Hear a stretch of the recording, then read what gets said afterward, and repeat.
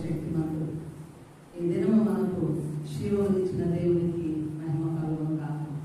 తల వంచి ప్రార్థన చేసుకుని వాక్య లోతుల్లోకి వెళదాం. తల వంచిన స్తోత్రము తండ్రి, స్తోత్రం. ఎక్కడో చేద్దాం.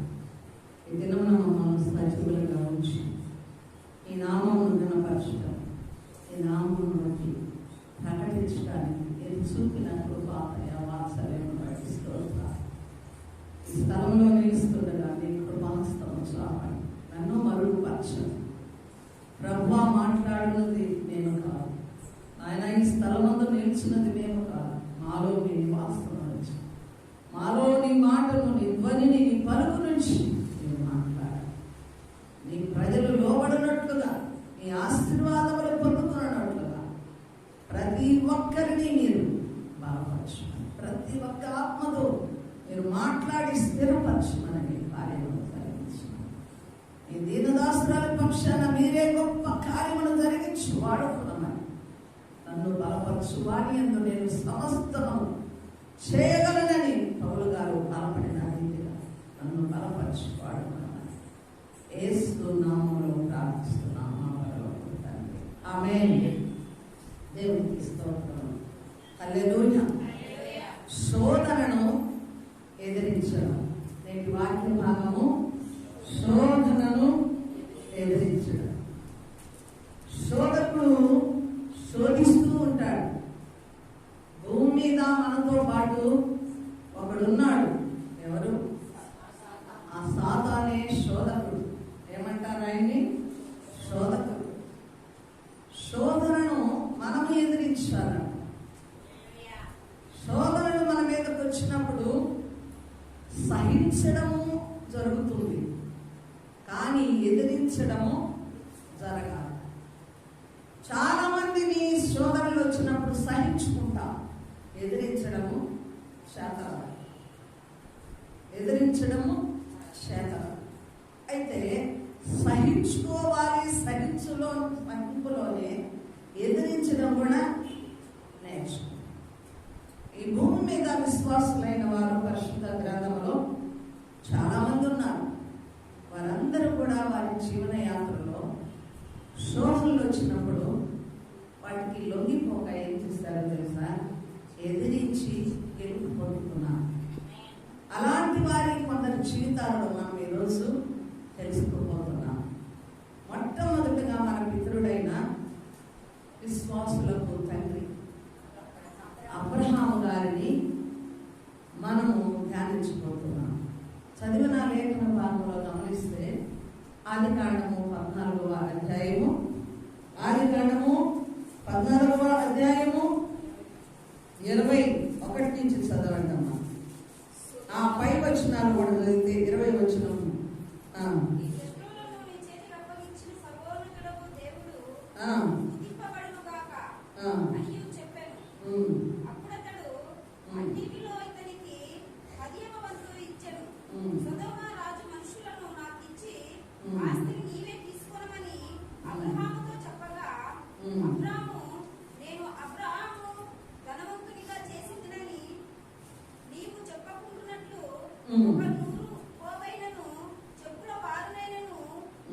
వాటిలో ఏదైనాను తీసుకున్నానని ఆకాశమునకును భూమికిని సృష్టికర్తయును సర్వోన్నతుడును దేవుడినైన యెహోవా ఎదుట నా చెయ్యి ఎత్తి ప్రమాణము చేసి ఉన్నాను. దేవునికి స్తోత్రములు కలుగును గాక. ఈ లేఖన భాగాన్ని మనం గమనిస్తే లోతు గారు అబ్రహాము బంధువు. అయితే లోతు గారు అపాయంలో చిక్కినప్పుడు అబ్రహాము గారు వెళ్ళి జయించి తిరిగి వచ్చినప్పుడు జరిగిన సందర్భం. ఇక్కడ జయం పొందిన జనమును సొత్తును పట్టుకున్న తర్వాత సొదొమరాజు అంటున్నాడు కదా, ఈ జనమును నాకిచ్చి సొత్తునంతా నువ్వు పట్టుకొని వెళ్ళి నువ్వు ఆశీర్వదించబడాలి. అయితే అబ్రహాం గారు ఏం చేయాలా? పోరాడింది నేను, జయం పొందుకున్నది నేను. కాబట్టి జనము నా వరే కావాలి, సొత్తు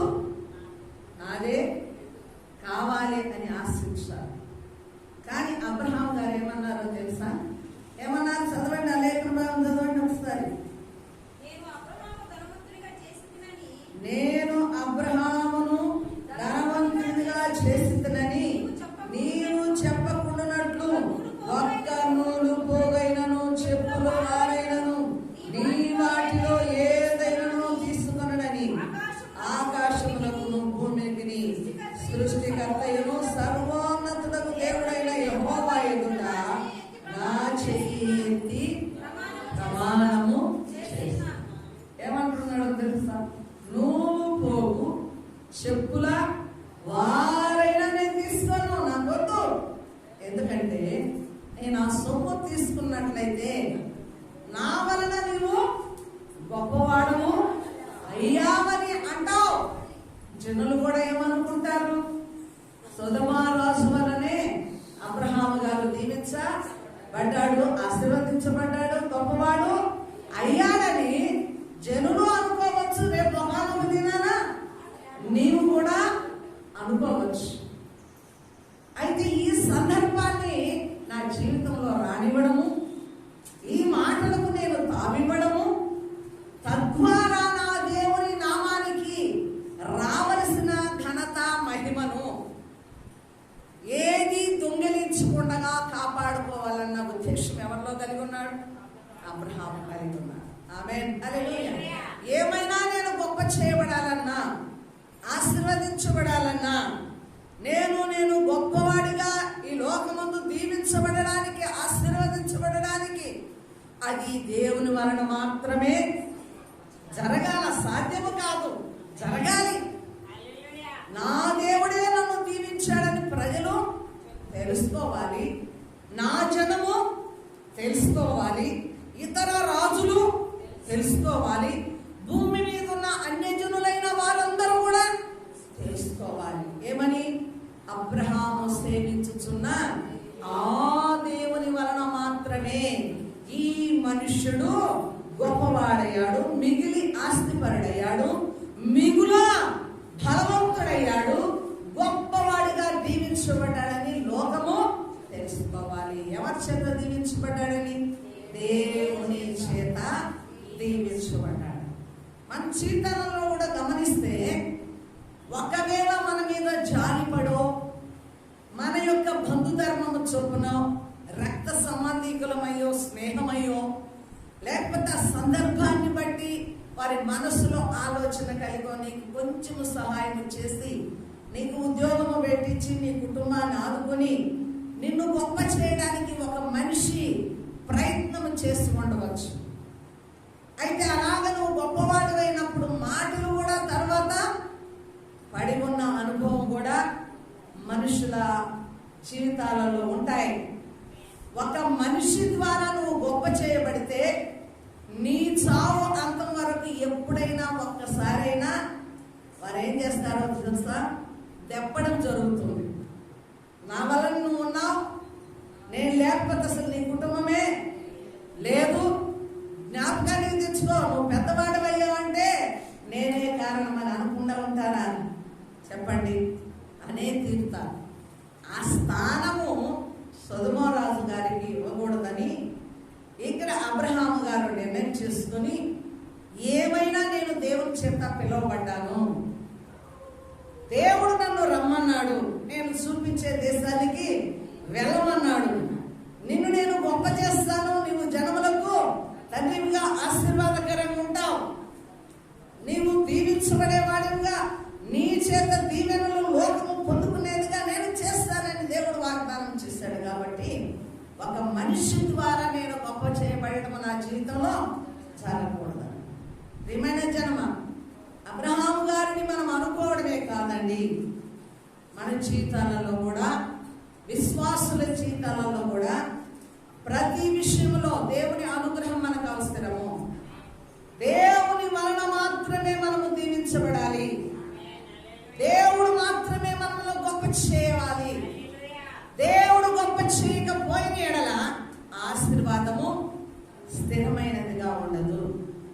దేవుడు గొప్ప చేసినప్పుడు, దేవుడు దీవించినప్పుడు, దేవుని వలన ఆశీర్వదించబడినప్పుడు ఆ ఆశీర్వాదము స్థిరము, దాన్ని ఎవరు దొంగలించలేరు.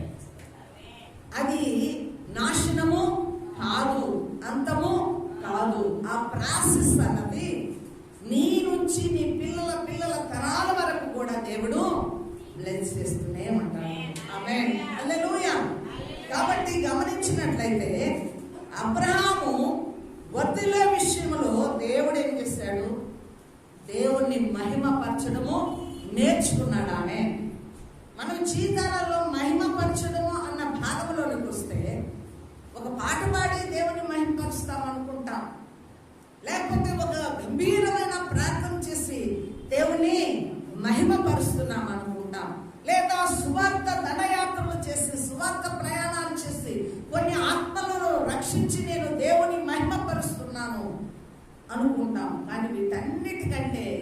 మన అనుదిన మన జీవన శైలిలో, మన జీవిత భాగములో, ప్రతి అడుగులో కూడా మనము దేవుణ్ణి మహిమపరచడం నేర్చుకోవాలి. సాతానుకు తావివ్వకుండా దేవునికి మాత్రమే స్థానం ఇవ్వగలిగిన స్థితి విశ్వాసుల జీవితాలలో నిలిచి ఉండాలి. దేవునికి స్తుతి కలుగునుగాక. హల్లెలూయా. కాబట్టి గమనిస్తే ఇక్కడ దేవుడు అబ్రహాముతో చేసిన కొన్ని నిబంధనలు, ఆజ్ఞలు, ఆయనకు కట్టడలు, దేవుడు దీవించిన స్థితిని అబ్రహాము జ్ఞాపకానికి తెచ్చుకున్నాడు. 15వ అధ్యాయంలో అంటాడు కదా అబ్రహాముతో దేవుడు, నేను నీకు కేడెమునై ఉన్నాను. ఆమేన్. హల్లెలూయా. దేవునికి స్తోత్రములు కలుగునుగాక. నీ బహుమానము అత్యధికమగును. దేవునికి స్తోత్రం. దేవుడు అబ్రహాముతో మాట్లాడిన మాటలు అబ్రహాం మర్చిపోవడం లేదు. ఏమన్నాడు? నేను నీకు కేడమునై ఉన్నాను, నీ బహుమానమును నేను అత్యధికము చేసేదను. హల్లెలూయా, హల్లెలూయా, హల్లెలూయా. కొంతమంది మనం పరిగెత్తుతాం, ప్రయాసపడతాం, దోచుకుంటాం, ప్రయత్నాలు చేస్తాం, మోసగిస్తాం. ఎంత సంపాదించినా వెనక్కి చూసుకుంటే అప్పుల పాలవడమే జరుగుతుంది, కానీ ఒక చిల్లుగా కూడా దాచుకోవడానికి అవకాశమే ఉండదు. అందుకే 128వ కీర్తనలో ఉంటుంది, నీ కష్టార్జితమును నీవు అనుభవించదవు, నీకు మేలు కలుగును, నీ లోగిట నీ భార్య ఫలించుడి, ద్రాక్షావల్లి వలె ఉండును, నీ పిల్లలు నీ బల్ల చుట్టూ ఒలీవ మొక్కలు. నీవు ఆశీర్వదించబడిన వాడవు. ఆమేన్. దేవుని ఆశీర్వాదము ఒక కుటుంబంలో యజమాని మీద నిలవబడాలంటే అతడు ఏం చేయాలి? ఆశీర్వాదము రావడానికి కారణం ఏమిటనగా మొదటి వచనంలో యెహోవా యందు భయభక్తులు కలిగిన వారు ఇలాగూ ఆశీర్వదించబడుదురు. ఆమేన్. హల్లెలూయా. మన వలన మనము ఆశీర్వాదము పొందుకోలేమండి. దేవుడు మనల్ని ఆశీర్వదించు. దేవుడు బలపరిచిన మాటలను అబ్రహాము మర్చిపోలేదు. నా బహుమానము అధికము చేస్తానని నా దేవుడు వాగ్దానం చేశాడు. నేను నీకు కేడమునై ఉన్నాను, భయపడకు, నువ్వు వెళ్ళే స్థలములంతా నీకు తోడుగా ఉన్నాను. Thank you father. హల్లెలూయా. ఈనాడు విశ్వాసులమైన మనము కూడా ఎవరిని ఆశ్రయించాలా? ఎవరి సహాయం కావాలా? ఎవరిని వలన గొప్ప చేయబడాలా? ఎవరి ద్వారా నువ్వు వృద్ధి పొందాలా? ఎవరి ద్వారా నువ్వు భద్రపరచబడాలనగా నిన్ను పిలిచిన నజరేయుడైన యేసు నామములోనే హల్లెలూయా ఆయనే నీకు కేడమై ఉన్నాడు. దేవునికి స్తోత్రం. మనలో కూడా ఏం చేస్తాడు ఆయన? నీ బహుమానము అధికము చేసేతను. బహుమానాలు ఎవరికి వస్తాయి? ఎవరికి వస్తాయండి బహుమానము? గెలిచిన వారికి. ఏ గెలుపు కావాలా మనకు? విశ్వాసులు ఏ గెలుపు పొందాలి? విశ్వాస విజయము, విశ్వాసములో పోరాటము. విశ్వాసములో ఉన్న ఒక వ్యక్తికి అనేక శోధనలు వస్తాయి, ఇబ్బందులు వస్తాయి, అవమానాలు వస్తాయి, నిందలు వస్తాయి, సమస్యలు వస్తాయి, చిక్కులు వస్తాయి, ఇరకాటములు వస్తాయి. అయితే దేవుడు తప్పించగలిగిన దేవుడు విజయంతో నడుస్తున్న నీకు నీ కొరకు బహుమానాలను సిద్ధపరిచే దేవుడు. ఆమేన్. ఎంత శోధనో అంత బహుమానము, ఎంత కష్టమో అంత ఫలితము, ఎంత నష్టమో అంత ఆశీర్వాదము. ఆమేన్. పరుగెత్తకుండా విజయము లేదు, కష్టపడకుండా సాధన చేయకుండా ఫలితము రాదు. ఎదిరించున్నదే పోరాటములో విజయము ఉండదు. విజయానికి మూలము ఎదిరించడం, విజయానికి మూలము స్థిరముగా నిలవబడము, పోరాడి గెలవడము, తదుపరి బహుమానము నీ కొరకు దేవుడు సిద్ధపరుస్తాడు. ఆమేన్.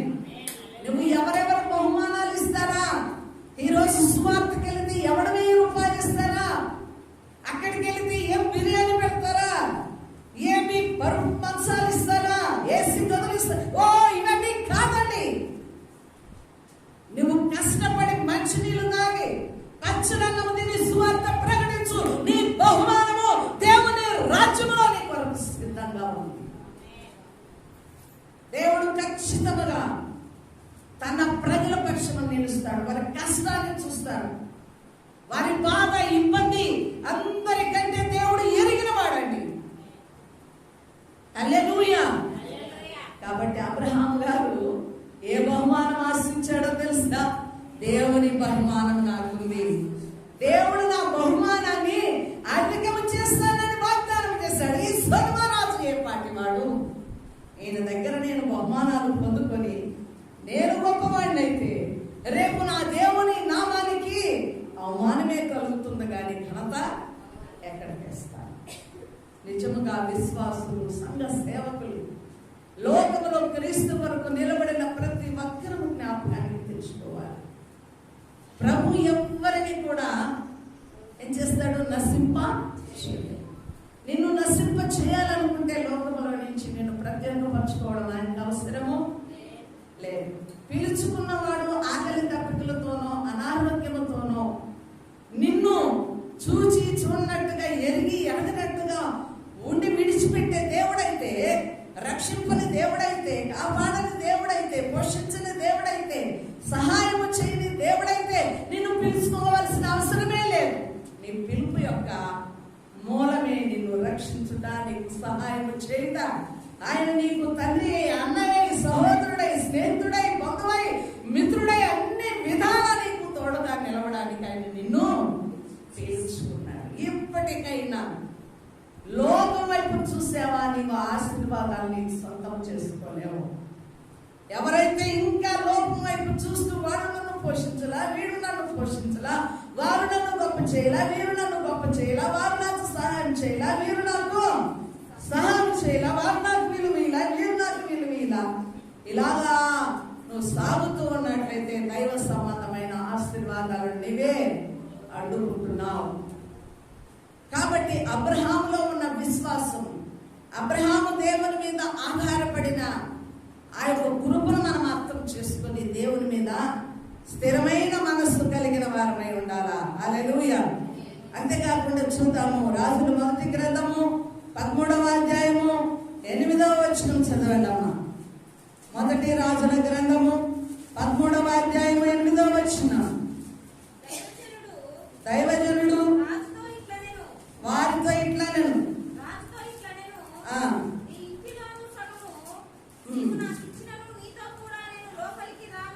నీతో కూడా నేను లోపలికి రాను, ఈ స్థలమందు నేను అన్నపానములు పుచ్చుకొనను.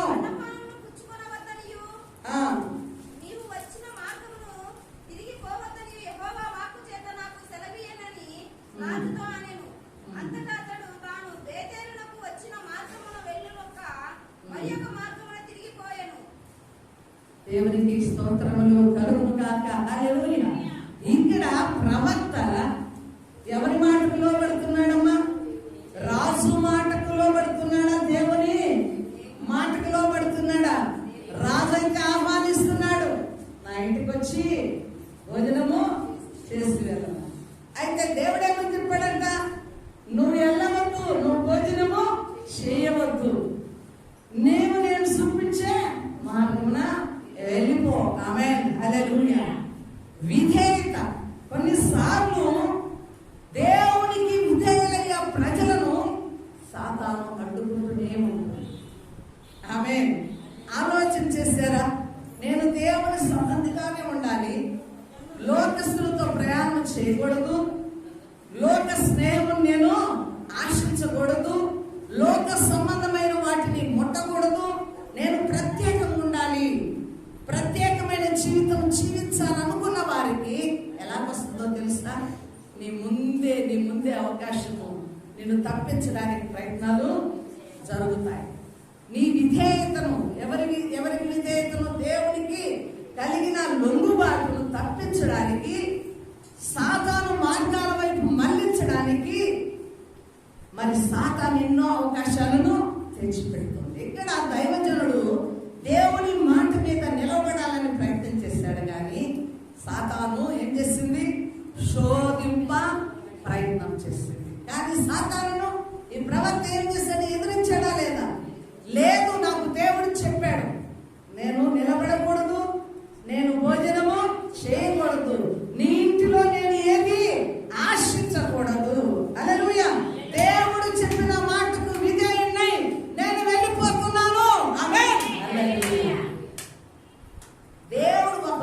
మాట్లాడుతూ ఉంటాడు మన జీవితాలలో.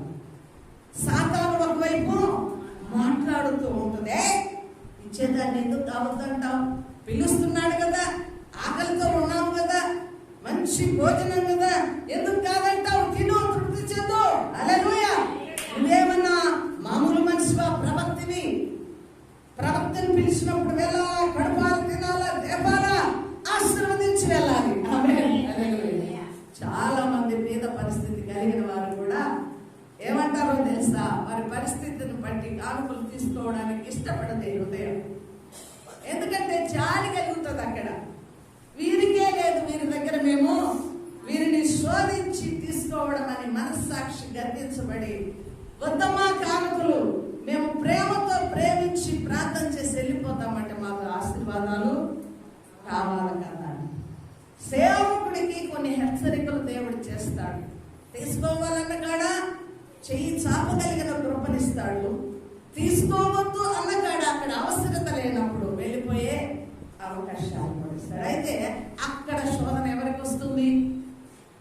సేవకులకు వస్తుంది. వారు బతిలాడే కొలది ఆ పేదలైన ప్రజలకి 100 రూపాయలు ఉంటే వారు కేజీ బియ్యం తెచ్చుకో 3 రోజులు పచ్చదనమైన తినగలరు. 100 రూపాయలు తీసుకున్నప్పుడు వారి కష్టార్జితాన్ని నేను కడుపున నింపుకున్నట్లు అక్కడ శోధన ఎదురైంది.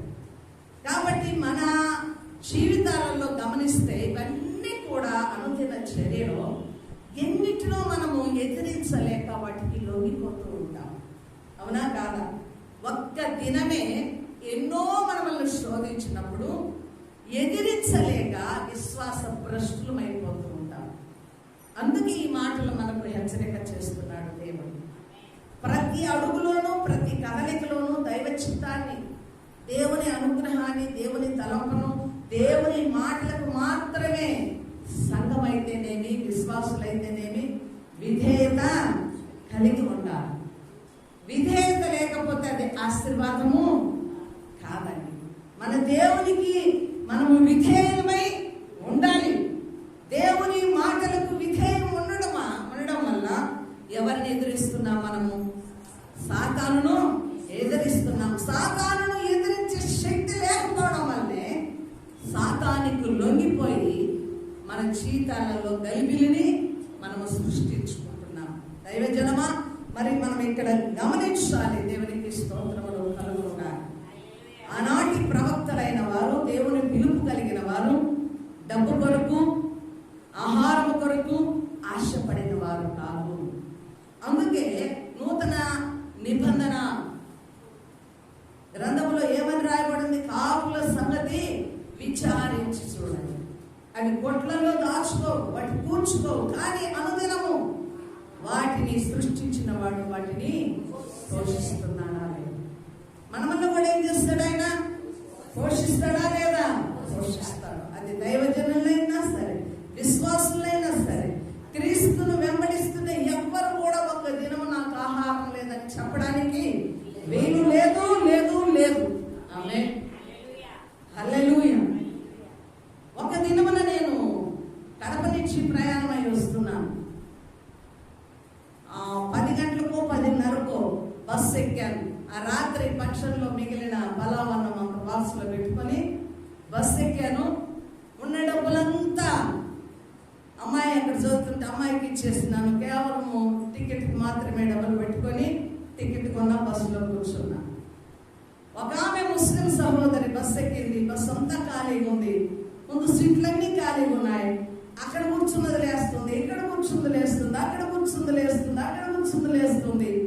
నేను ఆమె చూస్తూ నవ్వుకుంటున్నాను. ఏంది ఇంకేమన్నా పిచ్చా? ఇన్ని సీట్లలో వయసులో మారుతూ లగేజ్ పెట్టుకొని మారుకుంటూ లాస్ట్కి నా పక్కన వచ్చి కూర్చున్నాను.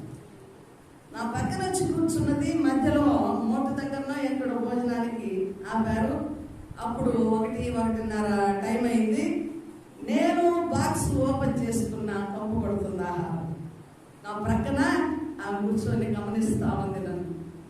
నేను కింద హోటల్కి వెళ్ళి తినలేను, నా దగ్గర డబ్బులు కూడా లేవు. ఆమె చూసి ఏమన్నదో తెలుసా? నువ్వు ముందు ఆ బాక్స్ లేదు అవతల పడే, నేను బాటిల్లో నీళ్ళు ఉన్నాయి ఇస్తాను, బాక్స్ కడుగుతాను. దేవాస్తోత్రం అనుకున్నాను. బాక్స్ కడిగి పెట్టుకున్న వెంటనే ఆమె దగ్గర ఫ్రెష్గా వండిన చికెన్, పలావ్, రొట్టెలు అన్నీ ఆ సహోదరు నాకు పంచిపెడుతూ, నువ్వు తిను, ఏం అభ్యంతరపడ మాకు, నువ్వు తిను, నాకు ఉంది నీకు ఉంది, నాకు ఉంది నీకు ఉందని నన్ను పెట్టేస్తావు. అప్పుడు అనుకున్నాను దేవుని యొక్క కృప. ఆమె అక్కడ ఇక్కడ మారుతున్నప్పుడు పిచ్చిదే అనుకున్నాను. దేవుడే ఆమె నా ప్రక్కన కూర్చుండి పెట్టాడు. ఎందుకు కూర్చుండి పెట్టాడు? నా ఆకలి దేవునికి తెలుసు, నా ఆహారము పాడైపోయిన సంగతి ఎవరికి తెలుసండి? దేవునికి తెలుసు. అందుకే ఆహారాన్ని నా పక్కనే పెట్టాడు. దేవుని వనరులు ఇలా ఉంటాయి. మన వల్ల ఆయన పోషిస్తాడు, మనం కడుపులో ఆయన మార్చాడు. ఆయన బిడ్డల ఆకలి, బాధలు, కష్టాలు, సుఖాలు ఏ క్షణం ఏం జరుగుతుందో దేవునికి ఎరుగును. ఆమేన్. నమ్మండి, దేవుని స్తుతించండి. దేవునికి స్తోత్రములు కలుగును గాక. ఇంకా గమనిస్తే చూద్దామండి, 2వ రాజుల గ్రంథము 5వ అధ్యాయము 16వ వచనం చూద్దాం. ఎలీషా అతని ఎవరి సన్నిధిని నేను నిలబడి ఉన్నాను, ఇశ్రాయేలు దేవుడైన ఆ యెహోవా జీవము తోడు, నేనేమీ తీసుకొనని చెప్పాను. నయమాను ఎంతో బతిమాలినను అతడు ఒప్పక పోయెను. ఆమేన్. హల్లెలూయా. దేవునికి స్తోత్రం. నయమాను గారు స్వస్థత పొందుకున్నాడు. ఎలీషా గారికి బహుమానాలు తీసుకొని వచ్చాడు. కానీ ఎలీషా గారు నయమాను ఇచ్చే, రాజు ఇచ్చే బహుమానాలు స్వీకరించాడా? తీసుకోలేదు, ఇష్టపడలేదు. దేవుడు నాకు ఇచ్చాడు శక్తి, సామర్థ్యము, నా వలన ప్రజలు బాగుపడాలి అంతే. ఆ ప్రజల నుంచి నేనేమి ఆశించకూడదు. దేవుడు నేర్పించిన పాఠం. కాబట్టి ఈ దాసుడు స్వస్థత నందుంటే నా హృదయానికి సంతోషం. నువ్వు ఇచ్చే బహుమానాలు నా హృదయానికి సంతోషము కాదు. నా బహుమానం ఎక్కడుందంట? ఎలీషా గారి బహుమానం ఎక్కడుంది? పరలోకంలో దేవుని దగ్గర ఉన్నది. కాబట్టి రాజు ఇచ్చే, నయమాను ఇచ్చే బహుమానాలను స్వీకరించలేదు. ఏ ఒక్కటి కూడా పుచ్చుకొనలేదు. ఆమేన్.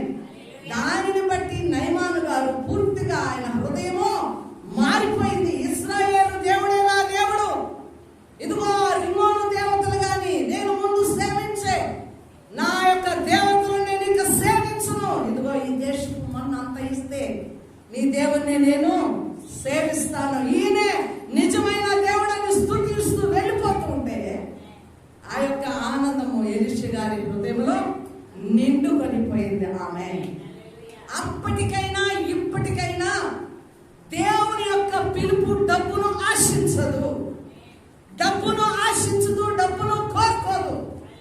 దేవుని పిలుపు కలిగిన వారికి ఏంట ఆనందము తెలుసా? ఒక ఆత్మ రక్షింపబడమే ఆనందం. ఆమె వారిచ్చే సొమ్ము కాదు, వారిచ్చే బహుమానాలు కాదు, వారిచ్చే ఆస్తిపాస్తులు, వారు ఆదరించే ఏమీ కాదండి. ఏంటి వారి యొక్క ఆనందం? ఏం చెప్పండి? ఒక్క ఆత్మ రక్షింపబడి నిజ దేవుణ్ణి గుర్తెరగడమే వారి యొక్క ఆనందము. ఆమేన్.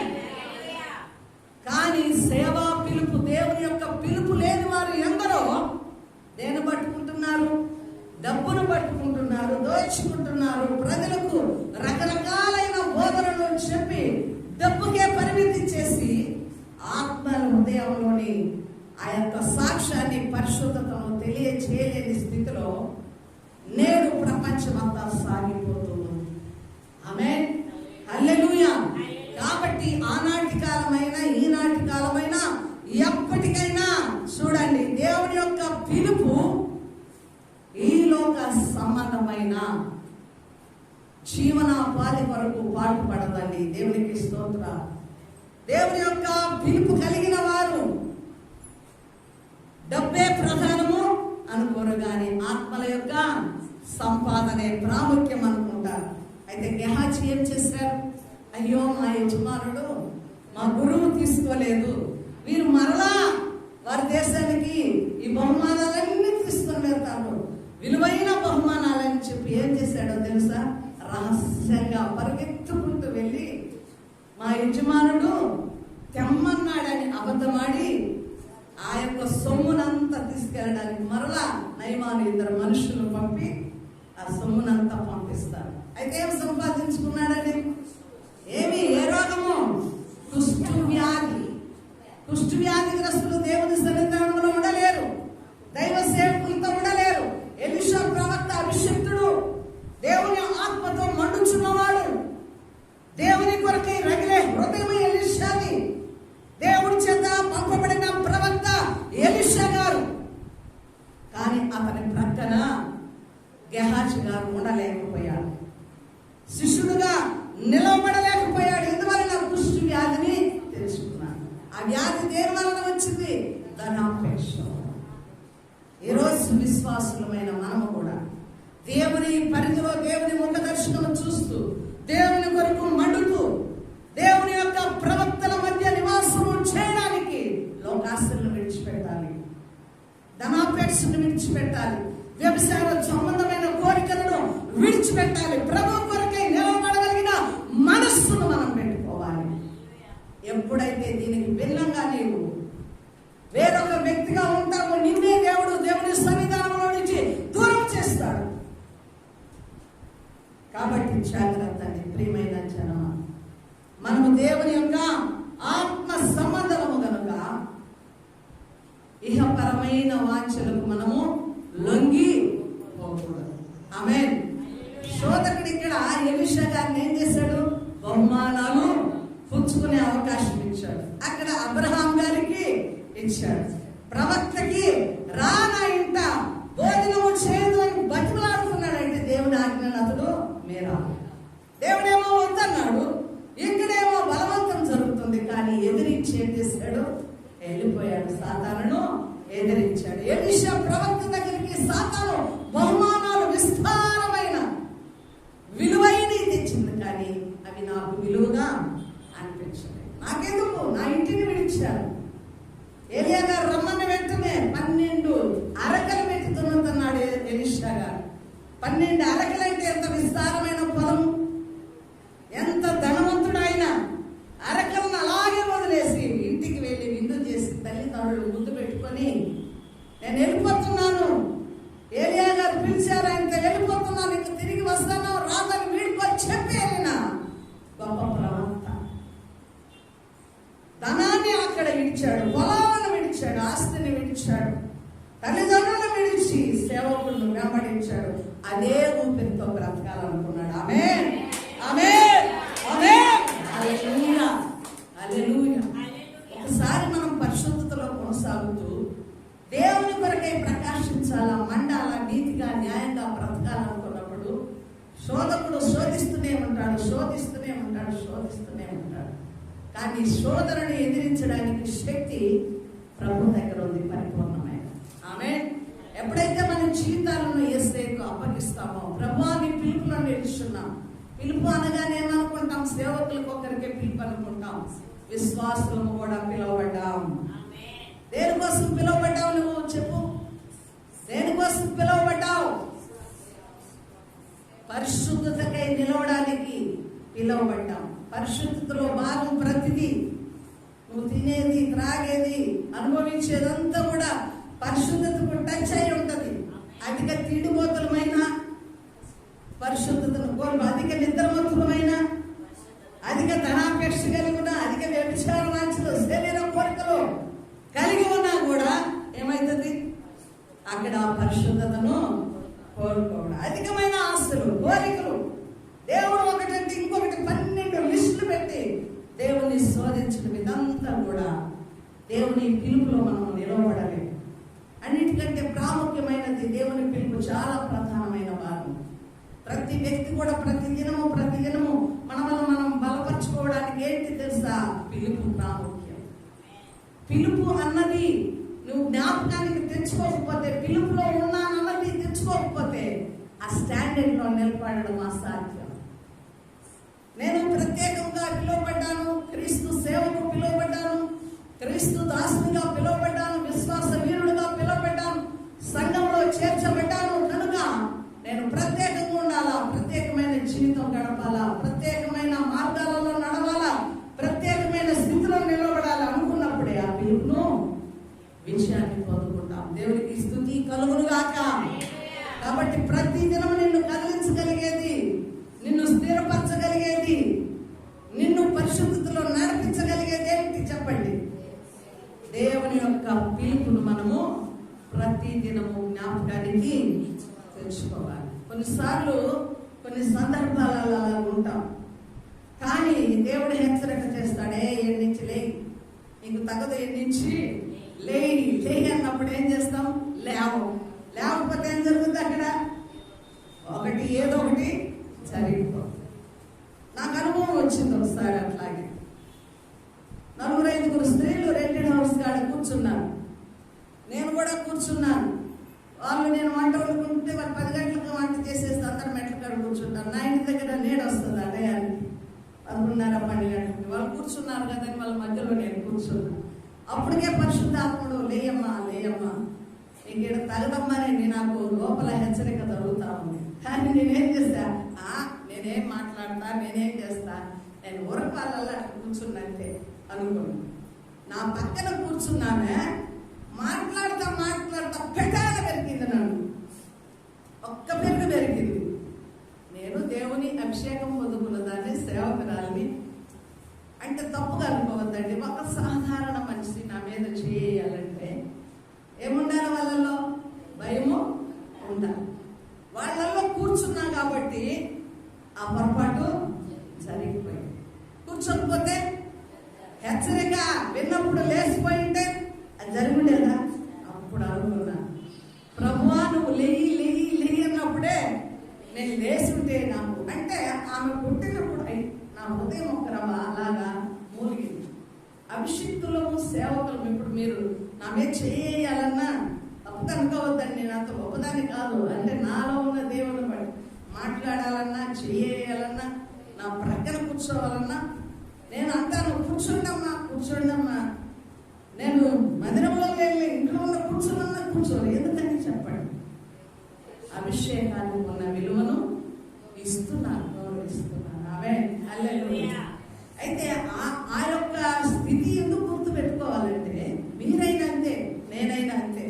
నిజం చెప్తున్నా, మనము ఉండకూడని స్థలంలో ఉండినప్పుడు పొరపాట్లు జరుగుతాయి. గ్రహించుకోవాలా, దేవుడు హెచ్చరిక చేస్తాడు. నువ్వు అక్కడ ఉండకూడదు, నీకు ప్రత్యేకమైన పిలుపు ఉంది, ప్రత్యేకమైన స్థితిలో ఉన్నావు అన్నప్పుడు మనం ఆ పరిధి నుంచి బయటికి వెళ్ళిపోవాలి. దేవునికి స్తోత్రములు కలుగునుగాక. హల్లెలూయా. కాబట్టి సాతాను శోధనను మనం ఏం చేయాలా? ఎదిరించే వారంగా ఉండాలి. యోబు విషయంలో కూడా శోధన వచ్చింది, ఎదిరించాడు. ఎక్కడ ఎదిరించాడు చెప్పండి? ఒక్క ఆలోచన నాకు ఇవ్వండి, నేను మర్చిపోయి. Very good. హల్లెలూయా. భార్య ఏం చేసిందో తెలుసా? ఏం చేసింది? ఇంత కష్టాలు, ఇంత నష్టాలు, ఇంత శోధన, ఇన్ని సమస్యలలో ఇంకా నువ్వు యథార్థతను, ఇంకా నువ్వు భక్తిని విడవకుండా నువ్వు ఎందుకు ఆ దేవుణ్ణి పట్టుకొని ఏలకాడుతున్నావు? నువ్వు ఆ దేవుణ్ణి దూషించి చచ్చిపో అన్నారు. అంటే నష్టాలు కలిగిన, శోధనలు కలిగిన, వేదనలు కలిగిన, అంత కోల్పోయినా, తన శరీరానికి శోధన వచ్చినా, వ్యాధి వచ్చినా, బాధపడుతూ దుఃఖపడుతూ అందరూ దూరమై అన్ని కోల్పోయినా ఏం చేశాడు యోబు గారు? స్థిరమైన విశ్వాసంలోనే ఉన్నాడు, కానీ దేవుణ్ణి దూషించలేదు. ఆయనే ఇచ్చును, ఆయనకే స్తుతి కలుగును కాక స్తుతిస్తున్నాడు. ఇప్పుడు సాతానికి ఏమొచ్చింది? మంట వచ్చింది. ఒరే, నేను అక్కడ ఛాలెంజ్ చేసిన దేవుని సింహాసనం దగ్గర నాకు ఒక అవకాశం ఇయ్యి, నీ దాసుడు, నీ భక్తి పరుడు అంటున్నావు, నువ్వు అన్ని ఇచ్చినావు కాబట్టి వాడు అంత ఉల్లాసంతో ఊరేగుతూ నిన్ను స్తుతిస్తున్నాడు, తీసేస్తే స్తుతిస్తాడా అని ఛాలెంజ్ చేసి వచ్చాడు. అయితే ఈడు అన్ని పైన ఇంకేదిరా దేవుడా, స్తుతి చేస్తున్నాడు. స్తుతి ఆగలేదని ఎవరిని గీకాడు? భార్యని గీకాడు. పోయి వీడి వల్ల నా వల్ల కాదా, నేను గీకలేకపోతున్నా, నేను ఓడించలేకపోతున్నా. కాబట్టి ఇప్పుడు భార్య వచ్చి తిడితేనన్నా వీడు అప్పుడైనా దేవుణ్ణి దూషిస్తాడంటే మూర్ఖురాలు లాగా మాట్లాడాలి. దేవుని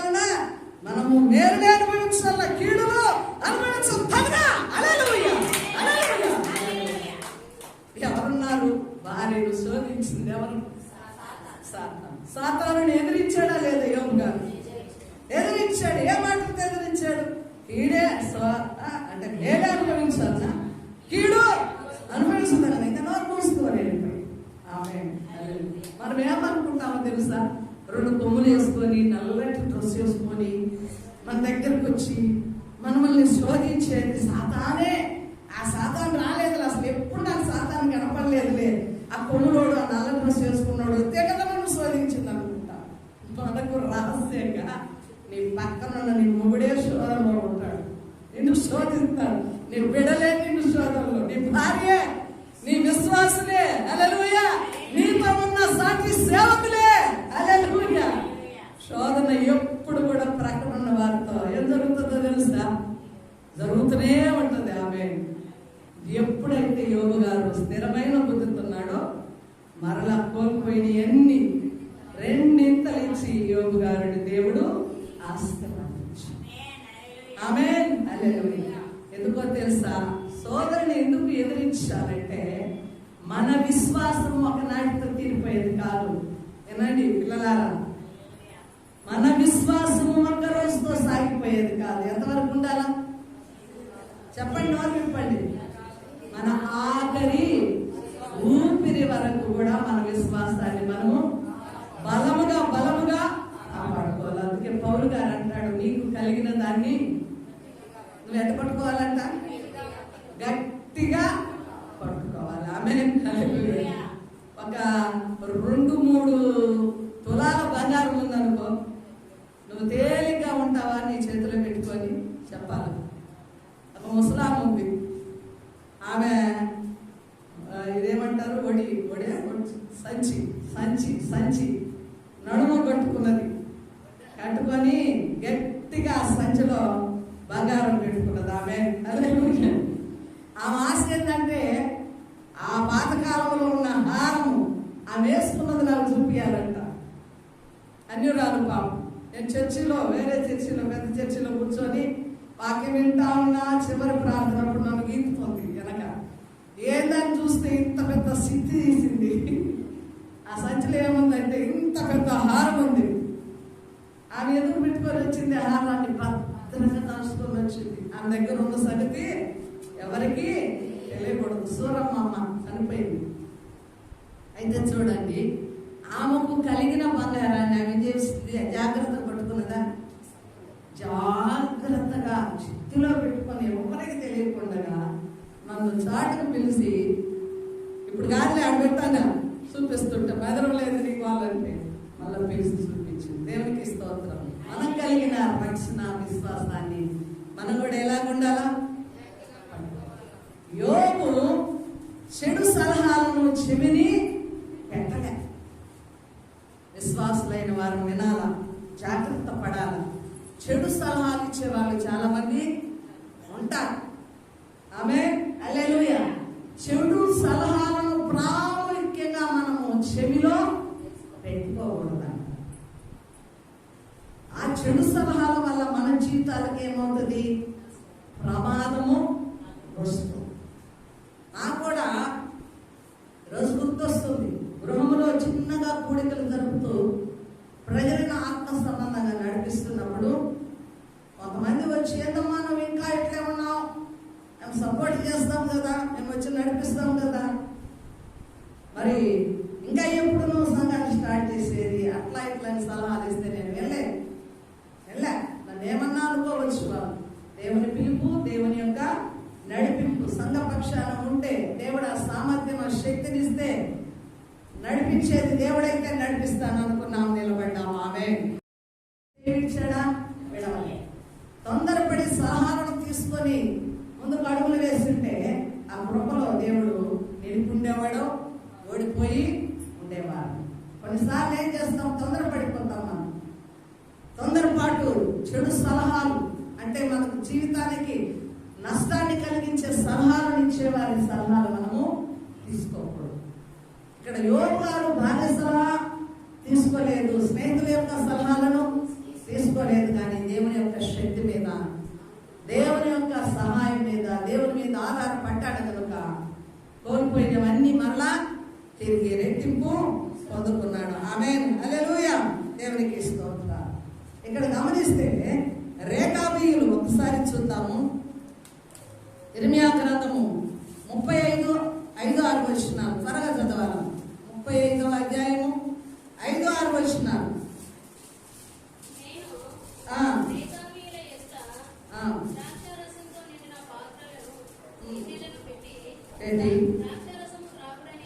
ద్రాక్షారసము తాగుడని మా పితరుడకు రేకాబు కుమారుడైన యెహోనాదాబు మీరైనను మీ సంతతి వారైనను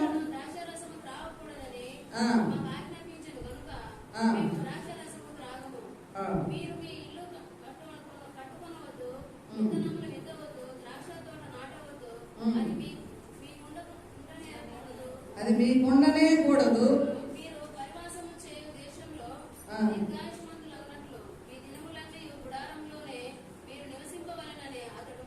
మాకు ఆజ్ఞాపించెను. ఆమేన్, హల్లెలూయా. దేవునికి స్తుతి కలుగును గాక. దేవుడు ఏం చేశాడు? రేకాబీల వంశపు వారిని పరీక్షించడానికి ప్రవక్త అయిన ఇర్మియా చేత ఏం చేశాడు? వాక్కును పంపాడు. ఇదిగో ద్రాక్షారసము ఉన్నది మీ ఎదుట, మీరు తాగండి అని చెప్పని దేవుడే చెప్పి పంపించాడు. ఎందుకు పంపించాడు తెలుసా? మీరు ఆజ్ఞను మీరుతారా మీరరా? దేవుని ఆజ్ఞ అన్నది వీరి జీవితాలలో నిలిచిందా మర్చిపోయిందని పరీక్షించడానికి ఎవరిని వాడుకున్నాడు? ఇర్మియా ప్రవక్తనే వాడుకున్నాడు. అయితే ప్రవక్త చెప్పినా ఏమంటున్నారు వారు? మా పితరుడైన రేకాబు మాకు చెప్పాడు, మీరు ఇల్లు కట్టుకోవద్దు, ద్రాక్ష తోటలు వేయద్దు. ఎందుకని? తోటలు వేస్తే ద్రాక్ష పండ్లు ఉంటే ద్రాక్ష రసము పిండుకని తాగి మత్తులమా ఉంటారు. ఒక ఆయనకు ద్రాక్ష తోట ఉంది. ఎవరి గురించి చెప్పండి? ఆయన ద్రాక్ష రసము తాగి మత్తుడై దిగంబరి ఉంటే కొడుకులు వచ్చి నోవహు, హల్లెలూయా, దేవునికి స్తోత్రం. ఏం చేశాడు? తోట ఉంది, ద్రాక్ష తోట. తాగాడు. తాగిన తర్వాత ఏం జరిగింది? మత్తుడైపోయాడు, దిగంబరి పోయాడు. అంటే వీళ్ళకి ద్రాక్ష తోట వేస్తే ఏమో జరుగుతుంది? ద్రాక్ష రసం మీరు తాగుతారు, మత్తులవుతారు. కాబట్టి మీరు తోటలు వేయొద్దు, ఇల్లు కట్టద్దు, మీరు గుడారాలలోనే ఉండమంటే వారి తరతరాల వరకు కూడా అదే ఆజ్ఞను ఫాలో అయ్యారు. ఆమేన్, హల్లెలూయా. అంటే దేవుడే పరీక్షించాడు. గమనించారా? మన విశ్వాసాన్ని పరీక్షించడా? మన నడకను పరీక్షించడా? మన హృదయాన్ని కూడా పరీక్షించడా? చెప్పాలమ్మా, పరీక్షిస్తాడు. ఆమేన్, హల్లెలూయా. ఒకవేళ ప్రవక్తలే వచ్చి నిన్ను కదిలించవచ్చు, సాటి సేవకులే వచ్చి నిన్ను కదిలించవచ్చు, విశ్వాసం ద్వారానే నువ్వు కదిలించబడతావు. బయట వారు కూడా ఎందుకని? సాటి సేవకులమైతే వారి మాటలు లొంగిపోతాం. విశ్వాసులైతే ఇవి కూడా విశ్వాసనాలే కదా, నాకు చెడు చెప్పదా, నన్ను నష్టంలోనికి తీసుకువెళ్తుందా? ఈయన కూడా సాటి సేవకుడే కదా, ఈయన నాకేమన్నా నష్టాలు చెప్తాడా? తప్పుడు బోధను ప్రకటిస్తాడా? ఆయన ప్రకటించేది దైవ ప్రకటనే కదా అనుకున్న రీతిలోనికి వెళ్ళిపోయి పొరపాటు సరిపోతుంది. అందుకే ఇర్మియా అనే ప్రవక్త ద్వారా వారిని ఏం చేశాడు? దేవుడు శోధించాడు, కానీ శోధనలో పడలేదు. ఆమేన్. వారి యొక్క ఆజ్ఞను వారు మీరలేదు. ఆమేన్, హల్లెలూయా. ఇశ్రాయేల్ పరుమారులు మారారండి, వారు ఆజ్ఞలను తప్పారు. కానీ రేకాబీయులు మాత్రము దేవుని యొక్క ఆజ్ఞను, వారి పితరుడు ఏర్పరిచిన మార్గాన్ని మర్చిపోలేదు. ఆమేన్. మన విశ్వాసం కూడా అంతవరకు ఎలాగుండాలా? దేవుడు ఆజ్ఞలు, కట్టడలు, నియమాలు పరిశుద్ధ గ్రంథములో ఉన్నాయి. బైబిల్ నీ చేతిలో ఉంది. కాబట్టి నిత్యము మనము వాక్యముల ద్వారానే మనం ఏం చేయాలా? బలపరచబడాలా. ఆమేన్.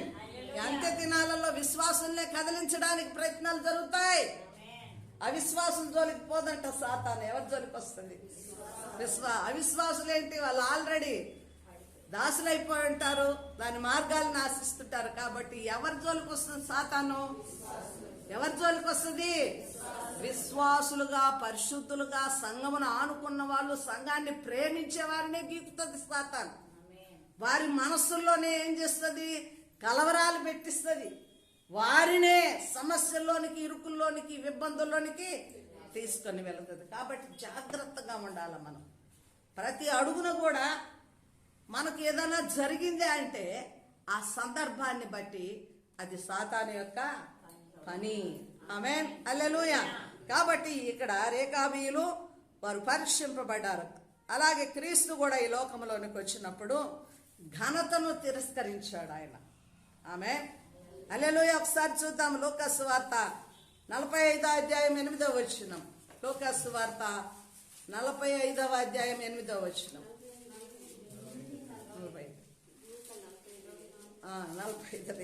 8వ అధ్యాయం. దేవునికి స్తోత్రాలు. యోహాను సువార్త 6:15 చదవండి. యోహాను సువార్త 6:15 చదవండి అమ్మా. రాజుగా చేయుటకు వారు వచ్చి తను బలవంతంగా పట్టుకొని పోవచ్చున్నారని యేసు ఎరిగి మరలా కొండకు ఒంటరిగా వెళ్ళెను. సాయంకాలం అయినప్పుడు ఆయన శిష్యులు సముద్రము నొద్దకు వెళ్లి దోణి ఎక్కి సముద్రపు కద్దరినున్న కపెర్నహూమునకు పోవచ్చుండిరి. అంతటిలో చీకటాయను గాని యేసు వారి యొద్దకు ఇంకను రాలేదు. ఇది సాతాను. అమ్మా దేవునికి స్తోత్రములు కలుగును గాక. హల్లెలూయా.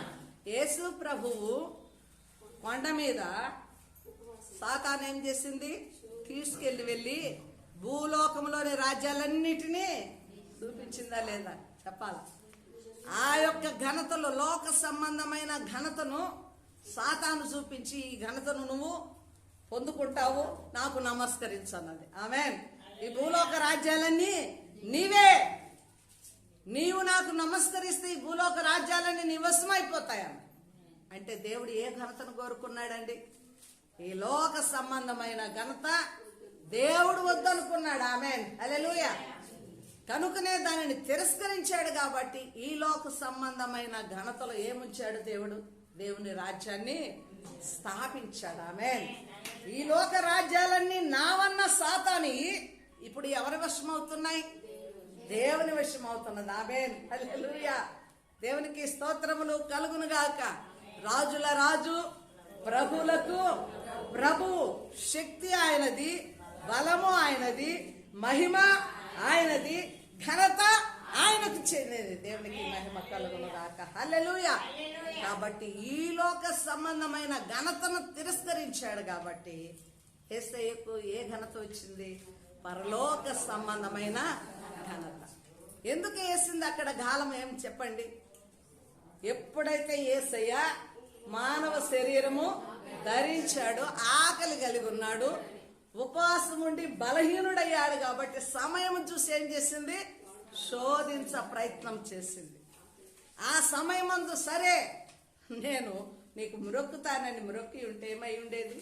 ఈ లోక రాజ్యాలన్నీ ఎవరి వశమైపోయి ఉండేవి? యేసయ్య వశమై ఉండేది కాదు. అసలైన వాడి చేత మొక్కించుకున్న తర్వాత ఇప్పుడు ఈ రాజ్యాలన్నీ ఎవరి వశమైపోయి ఉండేది? సాతాను వశం. దేవుని సింహాసనం యేసయ్య చిక్కించుకొని ఉండేవాడు కాదు. టార్గెట్ అంతా సాతానికి ఏంటో తెలుసా? ఆ సింహాసనం నుంచి విడిపించాలా. యేసయ్య మళ్ళా సింహాసనం మీదకి ఎక్కకూడదు. ఆమేన్, హల్లెలూయా. భూలోకానికి వచ్చినోడు భూలోక సంబంధిగానే పతనమైపోవాలా. మరలా పరలోకంలోనికి వెళ్ళి ఆ సింహాసనం మీద కూర్చొని ఈ భూ సంబంధమైన ఈ మనుషుల్ని పరలోక సంబంధాలుగా ఎత్తబడడానికి ఆయన లేకుండా చేయాలనుకున్నది. కానీ యేసు సజీవుడైన దేవుడుగా ఉన్నాడు. ఆమేన్. నిరంతర స్తోత్రార్హుడై ఉన్నాడు. ఇప్పుడు నిన్ను శోధిస్తుంది సాతానంటే ఏంటి చెప్పండి కారణం? నీవు పొందుకోపోయే ఆ సింహాసనము, ఆ దేవుని రాజ్యాన్ని నువ్వు విడిచిపెట్టడానికి ఎంత గలిబిలి సృష్టిస్తుందో సాతాను. దాన్ని ఎదిరిస్తే మనం ఏం చేస్తాము? దేవుని యొక్క రాజ్యము మనదైతుంది. దేవునికి స్తోత్రములు కలుగును గాక. హల్లెలూయా. కాబట్టి ఇప్పుడు ఈ లోకమందు ఉన్నటువంటి ప్రవక్తలైన వారు, దేవుని యొక్క పిలుపును అందుకున్న వారందరూ కూడా శోధించబడినప్పుడు వారు ఏం చేశారమ్మా?